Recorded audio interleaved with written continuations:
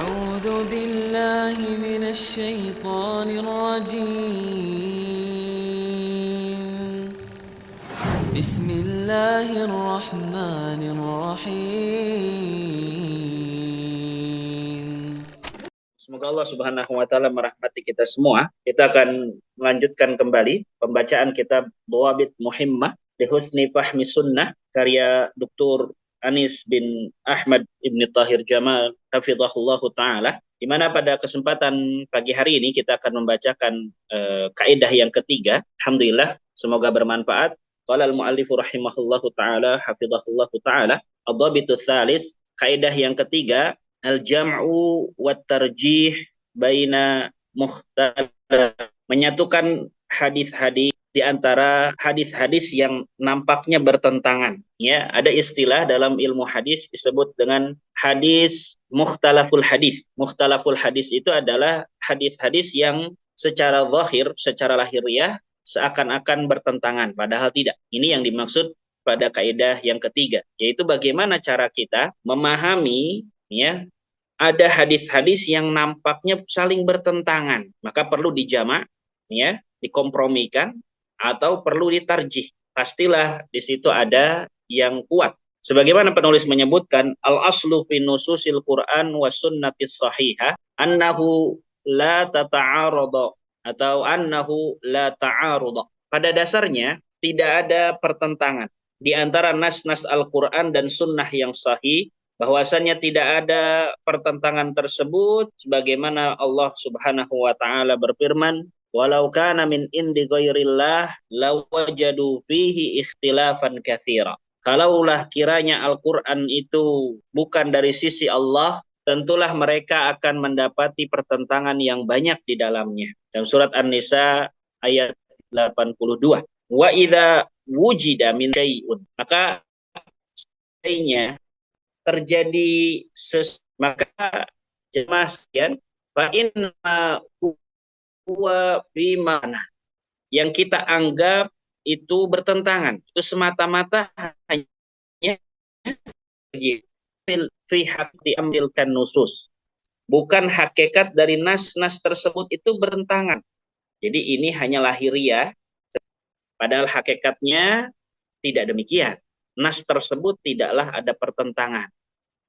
Hada huwa i'tiqadul mu'min. Inilah keyakinan seorang mukmin fil ahadits ats-tsabitah, di dalam memahami hadis-hadis yang sudah valid, ya, bahwasannya tidak ada pertentangan di dalam hadis-hadis yang telah sah, dapat dipercaya, ya, yaitu hadis sahih dan hasan, tidak ada sedikit pun pertentangan. Makanya kalau kita mau baca, ya, para ulama menyampaikan seperti Al-Imam Ibnu Huzaimah berkata, laisa kulli wajhin wa man wajada syai'an min dzalika falyatini la u'allifa lahu bainahuma. Kata Al-Imam Ibnu Huzaimah, tidak ada di sana adanya dua hadis yang saling bertentangan. Ya, barang siapa yang mendapati, ya, pertentangan di dalam hadis tersebut, maka hendaklah ia datang kepadaku, niscaya aku akan gabungkan di antara kedua hadis yang dianggap itu bertentangan. Jadi ini keyakinan seorang muslim, ya, karena datangnya itu betul-betul dari Rasulullah Shallallahu Alaihi Wasallam, tidaklah berbicara dengan hawa nafsunya, melainkan semua itu adalah wahyu yang diwahyukan kepada Nabi kita Muhammad Shallallahu Alaihi Wasallam. Maka kita yakin dan percaya tidak ada sedikit pun atau satu pun adanya hadis yang bertentangan. Bertentangan itu hanya karena kedangkalan ilmu kita, ya, karena diri kita yang belum memahaminya, karena ilmu kita terbatas. Sedangkan para ulama, ya, ar-rasikhuna fil ilmi, yang mendalam ilmunya, yang tahu ratusan hadis, ribuan hadis, ya, bahkan ratusan ribu hadis, jutaan hadis ini, itu maksudnya ini. Tapi kalau kita yang belum hafal apa kitab Arba'in saja belum hafal, maka kita menemukan sebuah hadis, ternyata kita anggap ini bertentangan dengan hadis yang satu. Ini tidak, ini mustahil. Tidak ada yang namanya pertentangan di dalam hadis Nabi Shallallahu Alaihi Wasallam. Begitu. Waqad qayyada al ulama ma dhahiruhu at-ta'arud minan nusus. Para ulama telah mentakid, telah memberikan batasan. Ada pertentangan dari nas-nas yang ada tersebut, wa dafa'u dzalika anha at-ta'arudha adz-dzahir, maka mereka menolak setiap pertentangan yang secara lahiriah itu dengan cara bil jam'i, dengan cara menggabungkan. Ya, ini maksudnya seperti ini dan hadis yang ini dimaksudkan seperti ini. Itu digabungkan, dijamak namanya. Nanti ada contohnya. Watarjih atau mentarjih min ghairi takallufin wala ta'assufin. Tanpa adanya sesuatu yang dilebih-lebihkan, tanpa ada sesuatu yang sifatnya diberatkan dalam hal itu semua. Tidak. Semuanya dalam artian mudah, tanpa perlu merekayasa, tanpa perlu adanya takalluf, berlebih-lebihan. Enggak, semuanya bisa untuk dijamak atau ditarjih tanpa ada pertentangan di dalamnya.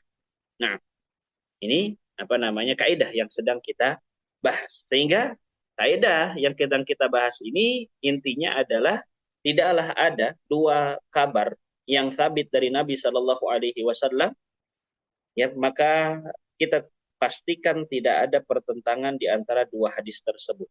Adapun segala hal yang disangka oleh sebagian orang adanya pertentangan, maka telah dijelaskan oleh para ulama dan telah mereka jawab, tinggal kita memahaminya dari penjelasan para ulama.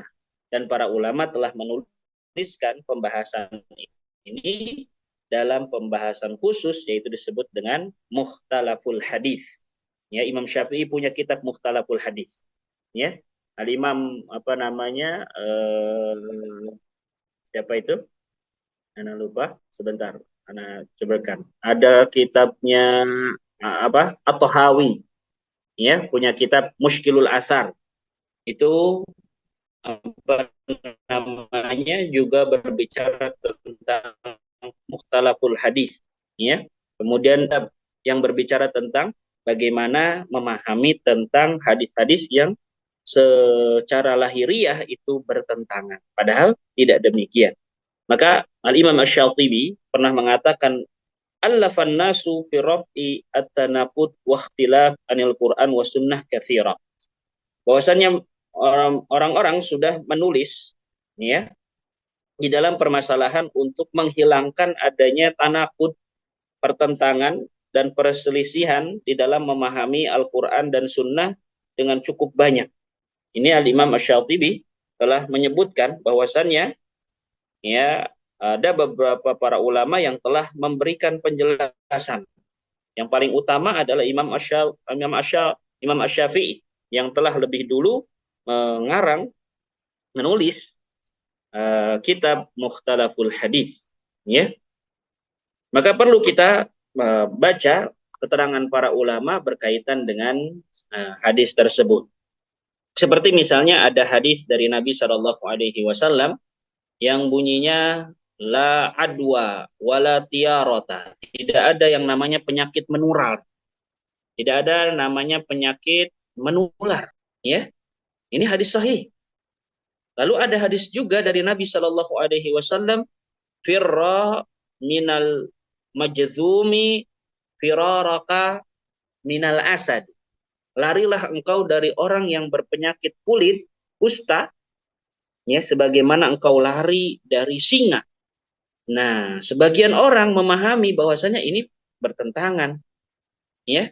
Kata Nabi kan tidak ada yang namanya penyakit menular.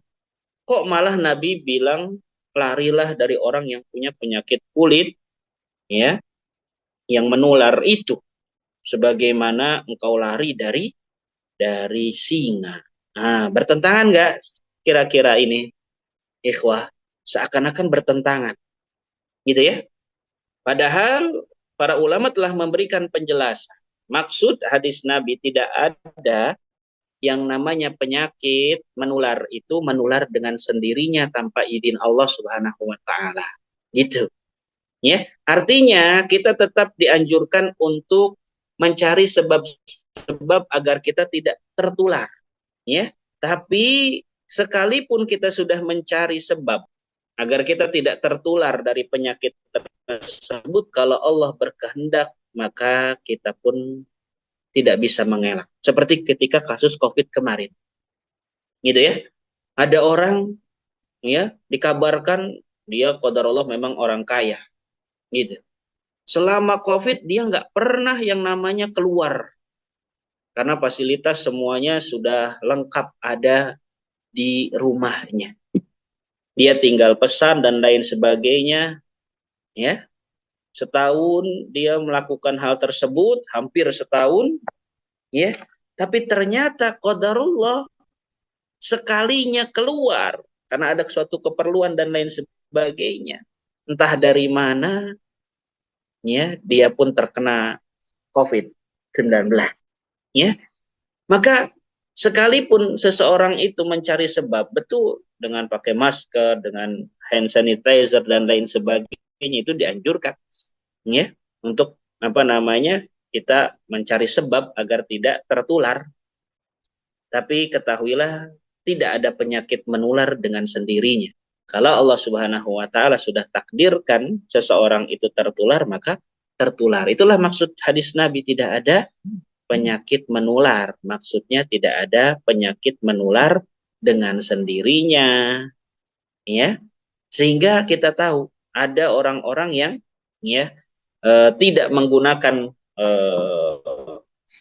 masker dan lain sebagainya, ya ternyata dia tidak terkena penyakit tersebut.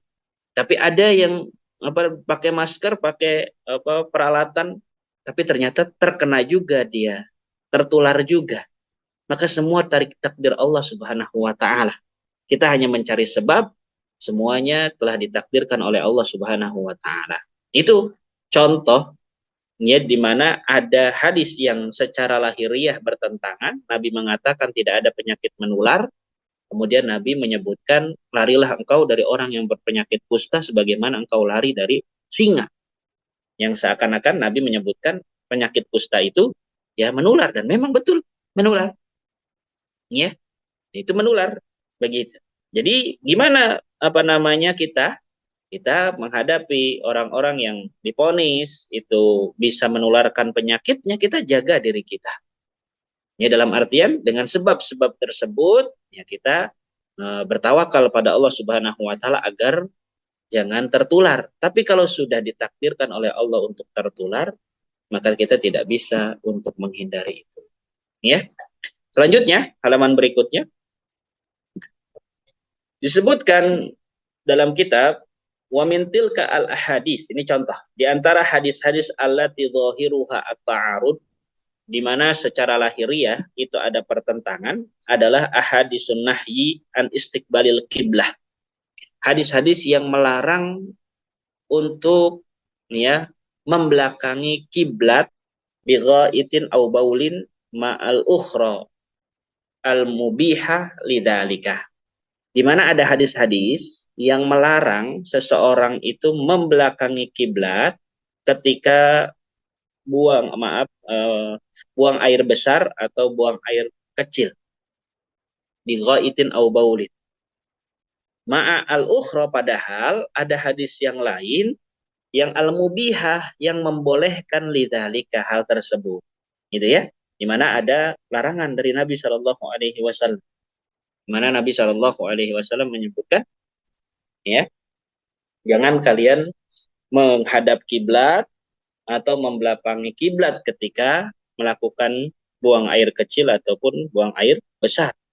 Namun ya, menghadaplah ke barat atau ke timur. Ya, kata Nabi SAW demikian. Ya, waktu itu Nabi Shallallahu Alaihi Wasallam di Madinah, di mana Ka'bah itu ke selatan, begitu. Sehingga kata Nabi, menghadaplah ke barat atau ke timur, gitu. Kalau kita berada di posisi timur, maka jangan mengarah kepada barat kiblat atau mengarah kepada timur, jangan. Tapi mengarahlah kepada utara atau ke selatan ketika kita BAK atau BAB. Nah, bagaimana menjamaknya? Wa minal jam'i alladhi jama'a bihil ulama baina hadhihi al ahadits al-qaul, yaitu sebuah pendapat atau sebuah ungkapan. Tadi apa?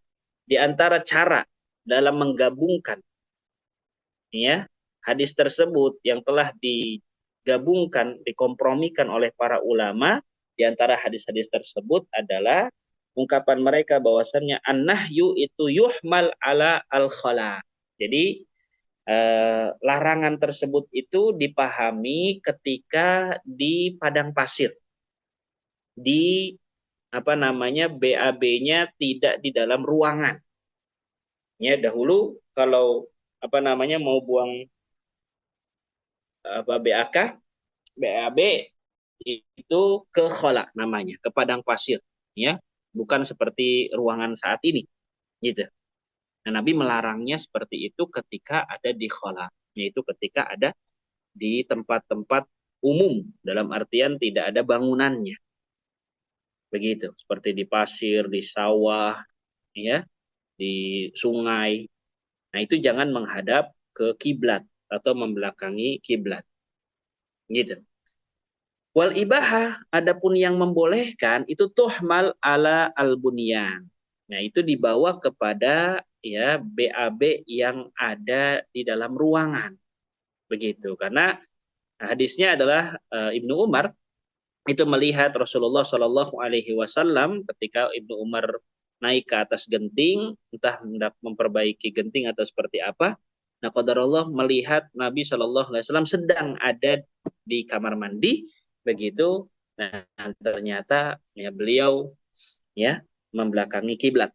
Allah taala alam, sehingga para ulama menjelaskan, oh kalau di dalam ruangan itu boleh membelakangi kiblat, ya, menghadap ke kiblat selama itu di ruangan. Walaupun tentunya diupayakan kalau belum belum bikin bangunan, belum bikin WC, maka diupayakan jangan menghadap kiblat. Tapi kalau sudah ada, maka ya bukan berarti kita mesti geser begitu ya. Juga BAB-nya padahal sudah dudukannya itu ngarah kiblat atau dudukannya membelakangi kiblat. Jangan sampai kita gara-gara hadis yang ada melarang kiblat kita duduknya jadi geser, ya, khawatir membahayakan diri, begitu, ya. Nah, maka yang tadi itu dibawa kepada hukum yang sifatnya menyelisihi sunnah saja, tidak sampai pada larangan haram ataupun makruh kalau di dalam ruangan, begitu. Tapi kalau belum dibuat, maka diupayakan untuk jangan menghadap kiblat atau membelakangi kiblat. Menghadaplah ke utara atau ke selatan. Begitu. Tapi kalau sudah terjadi, maka pakai saja, tidak mengapa. Begitu. Ya. Wa min anfa'il kutub allati turaji' lil wukuf ala mukhtalafil hadis. Di antara kitab-kitab yang engkau bisa merujuknya untuk membaca berkenaan dengan mukhtalafil hadis adalah kitab Mushkilul Athar, ya, Alif Tohawi. Ya, ini kitab ya Al-Imam At-Tahawi dalam memberikan penjelasan asar-asar yang disangka muskil, yang disangka bertentangan, gitu. Ada kitab juga Ta'wil Mukhtalafil Hadis, ya, penjelasan berkaitan dengan hadis-hadis yang dianggap bertentangan. Nah, ini miliknya Ibnu Qutaibah. Begitu. Jadi, ya, ada hadis-hadis yang sekiranya kita pahami, oh ternyata itu tidak bertentangan. Hanya lahiriah kita saja. Begitu. Nah, kalau ternyata memang bertentangan, jelas-jelas bertentangan, bagaimana ditarjih? Ya, Ditarjih itu seperti apa? Seperti misalnya ada hadis Nabi Shallallahu Alaihi Wasallam tazawwaja Maimunah wa huwa muhrim. Nabi menikahi Maimunah dalam kondisi Nabi sedang ihram. Ya, sementara ada hadis, ya, disebutkan bahwasanya Nabi Shallallahu Alaihi Wasallam menikahi Maimunah dalam kondisi beliau halal, ya, wahwa halal, bukan dalam kondisi ihram. Nah, bagaimana yang benar? Maka para ulama memberikan tarjih bahwasannya yang benar itu, ya, adalah hadis dari Maimunah itu sendiri, di mana Maimunah itu yang memberikan penjelasan Nabi menikahinya dalam kondisi Nabi tidak dalam kondisi ihram. Kenapa ditarjih atau diunggulkan? Karena yang menceritakan adalah Maimunah sendiri, istri Nabi Shallallahu Alaihi Wasallam sendiri, gitu, yang mengetahui secara detail kisahnya. Sehingga yang benar itu Nabi Shallallahu Alaihi Wasallam menikahi Maimunah setelah pasca beliau ihram, gitu. Bukan saat ihram, tapi setelah beliau melakukan selesai dari ihramnya baru menikahi Maimunah. Itu, ya, ditarjih namanya, diunggulkan adanya redaksi hadis yang nampak bertentangan tapi tidak bisa digabungkan, maka ditarjih. Dan tarjih ini para ulama ada puluhan bahkan sampai ratusan cara bagaimana kita bisa mentarjih sebuah hadis. Nah, itu tentunya dengan kita mengikuti kaidah-kaidah dari kaidah 1, kaidah kedua sampai kaidah 3 ini, kita dapat memahami tentang bagaimana kita memahami tentang hadis Nabi Shallallahu Alaihi Wasallam dengan benar. Mungkin itu yang bisa kami sampaikan pada kesempatan pagi hari ini. Bisa dilanjutkan dengan adanya pertanyaan mungkin dari teman-teman semua.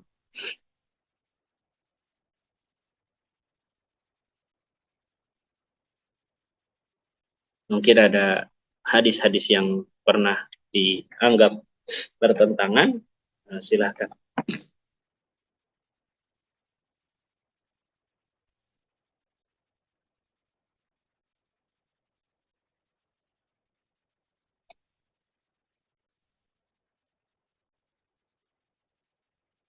Tidak ada? Jika tidak ada, kita ya silakan. Nah, Ustaz. Anda mau nanya mengenai hadis larangan minum sambil berdiri, Ustaz. Kan ada hadis la yashrabanna ahadukum qa'iman faman nasiya falyastayqi. Akan tapi ada hadis lain yang menunjukkan bahwa sahabat melihat Nabi minum sambil berdiri. Dan juga ada asar dari Ali kalau para sahabat juga makan dan minum sambil berdiri gitu, Ustaz. Bagaimana? Iya.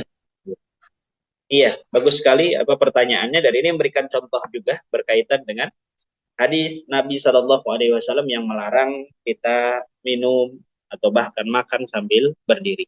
Ya, hadis yang disebutkan tadi oleh Al-Akh Ilham itu, ya, ketika dijamak oleh para ulama, pertama karena ini berkaitan dengan adab, ya, adab makan, adab minum, maka setiap ada larangan, para ulama itu membawakan larangan tersebut itu kepada hukum makruh, kepada hukum yang sifatnya makruh, ya, tidak sampai kepada haram.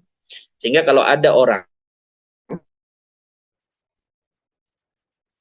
yang minum sambil sesuatu yang makruh, begitu, sesuatu yang makruh, sesuatu yang makruh, tidak sampai haram. Dalam artian kita tidak boleh dalam artian itu keras di dalam mengingkari seseorang yang mana dalam hal ini dia tidak melakukan dalam kategori sesuatu yang sifatnya haram, ya, mungkar, begitu. Kalau yang dilakukan adalah kemungkaran, maka kita boleh untuk menentang hal tersebut sekalipun dengan keras kalau kita punya kewenangan dan kebijakan, gitu. Seperti misalnya kita melihat anak kita begitu melakukan sesuatu yang haram, kita karena kita punya kewenangan di dalam memberikan teguran keras kepada anak kita yang melakukan sesuatu yang haram. Tapi kalau sifatnya anak kita itu melakukan sesuatu yang makruh, maka kita harus turunkan. Jangan sampai kita melihat anak kita melakukan yang makruh, kita itu keras di dalam mengingkarinya. Tidak. Jadi pengingkaran kepada sesuatu yang makruh itu berbeda dengan kita mengingkari sesuatu yang haram. Begitu. Sehingga Anda bawakan permasalahan ini dulu kepada pemahaman berkaitan dengan hadis-hadis yang berkenaan dengan adab. Jangan sampai kita makruh. Itu kita hadapi sebagaimana kita menganggap orang ya minum khamr misalnya. Nah, itu berbeda tentunya. Maka ketika kita menemukan anak kita misalnya minum sambil berdiri, maka ya ketika kita menegurnya jangan sampai keras. Kita sampaikan ya, nak tadi Abi lihat kamu minum sambil berdiri ya. Ya kalau bisa duduk, kan ada tempat duduk misalnya begitu. Itu setelah kita melihat ya sekali dua kali ya anak kita minum sambil berdiri. Gitu. Nah, itu adab. Jangan minum sambil berdiri.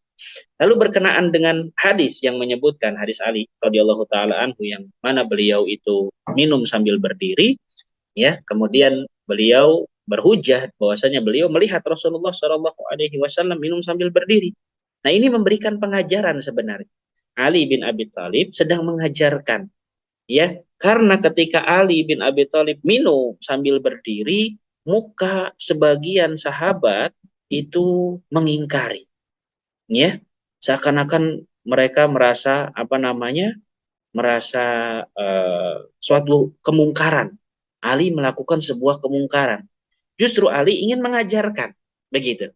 Yang seperti ini bukanlah sebuah kemungkaran. Karena aku pun melihat Rasulullah pernah minum sambil berdiri. Begitu. Nah, dalam hal ini berarti Ali dalam makomnya adalah makom sedang mengajarkan. Jangan sampai kita itu terlalu keras pada sesuatu yang bukan tempatnya untuk kita keras. Begitu.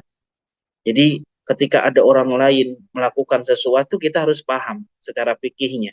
Ini kemungkaran yang bersifat haram atau kemungkaran yang sifatnya makruh. Nah, ketika makruh, kita tidak pasang muka kesel, muka galak, muka benci pada orang yang melakukan perkara-perkara yang sifatnya makruh, gitu. Karena hal tersebut itu bukan hal yang perlu kita berlaku tegas dalam hal ini. Artinya, tetap kita dianjurkan untuk minum, makan dalam kondisi duduk, tapi ketika kondisi sedang tidak memungkinkan untuk duduk misalnya, atau dalam kondisi sesekali ada keperluan yang mendesak sehingga kondisinya tidak bisa langsung duduk misalnya. Nah, itu diperbolehkan dalam artian sesekali seseorang itu ya boleh melakukan sesuatu yang bukan utama. Yang utama kan tadi seharusnya dia makan dan minum sambil duduk, begitu. Jadi secara hukum poinnya adalah makan, apalagi dalam artian minum apalagi makan, maka tetap yang dianjurkan adalah sambil duduk, tidak boleh sambil berdiri. Kalau kita dapati orang yang ada minum sambil berdiri, maka kalau kita punya kewenangan, kita memberikan nasihat, maka nasihatnya jangan sampai seperti kita melihat orang yang melakukan kemungkaran. Kita berikan adab yang benar, sebagaimana Nabi memberikan adab yang benar, ya, ketika ada orang yang makan, seorang anak kecil lagi. Ya gulam samillah, wahai ananda, ucapkan bismillah ketika makan, gitu. Kul biyamini, makan dengan tangan kanan ya. Ya, kul mimma yalik, makan apa yang ada yang dekat dengan kamu di situ. Jadi pengajarannya adalah pengajaran yang sifatnya kita paham. Oh, itu semua tidak sampai pada tahap kemungkaran. Gitu. Tapi man ra'a minkum munkaran falyughayyirhu biyadihi.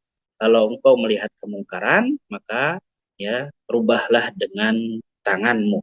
Ini kalau kemungkaran yang jelas-jelas kemungkaran. Itu. Jadi semoga dipahami, hadisnya mengarah kepada hukum makruh. Wallahu taala. Nah, ada lagi? Satu lagi? Cukup? Ya, kita cukupkan terlebih dahulu apa yang bisa kita bahas pada kesempatan pagi hari ini. Terima kasih atas atensinya. Mudah-mudahan Allah Subhanahu wa taala berikan keistiqomahan pada kita untuk memahami hadis-hadis Nabi Shallallahu alaihi wasallam. Untuk apa namanya PR atau dalam artian sesuatu yang bisa ditambah dari pelajaran ini, tolong cari ya hadis-hadis yang disalahpahami. Ada buku hadis-hadis yang disalahpahami agar kita memahami ada hadis-hadis yang perlu kita jangan ikut salah di dalam memahami hadis-hadis tersebut. Allah taala alam bisawab. Assalamualaikum warahmatullahi wabarakatuh.